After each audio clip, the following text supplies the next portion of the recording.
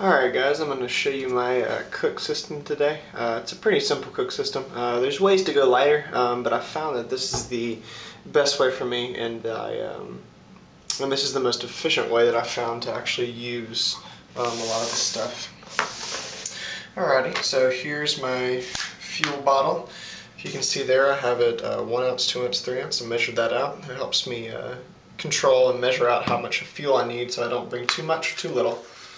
And I have that wrapped around my my windscreen, which is just a MSR windscreen with some holes in it for breathing and things like that.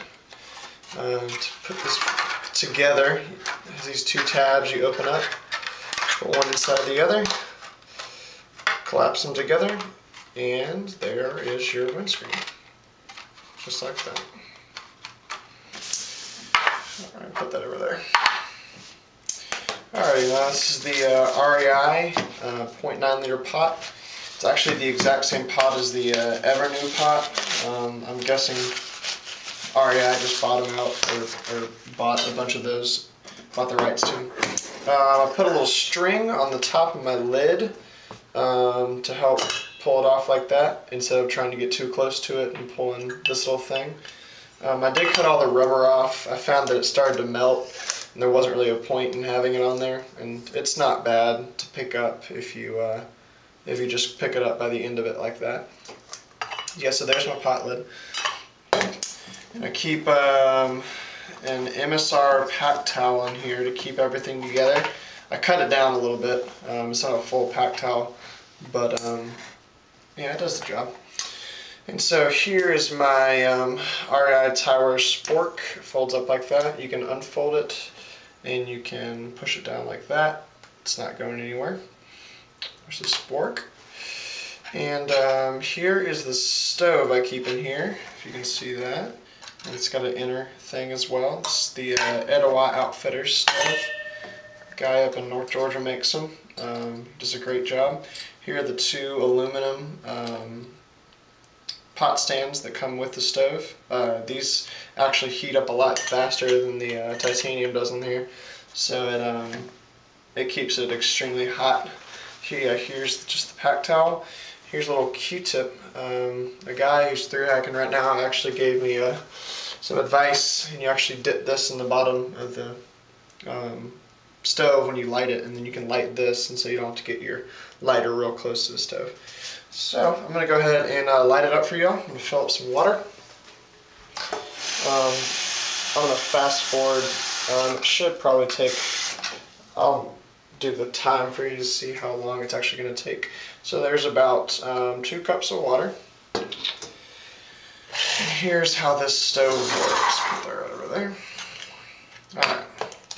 So you open up this top lid, there's a little bit of cloth in there. You squirt, I usually squirt about ½ an ounce in there. Squirt that in there. And just so it kind of leaks over the cloth. I don't know if you can see that in there. Just enough to leak over the cloth. Then go ahead and close that up. And then set it in the middle, right in the middle. And then squirt another ½ an ounce inside the outer ring. And then feel free to, I like to cover everything. I find it primes a lot faster like that. Alright, and you can go ahead and stick your pot lid on top. Alright, then here's what the guy taught me to do. You stick the Q-tip down in there, so it's got a little bit of alcohol on it now. You light it, just like that, and then you put that down there, and that lights it.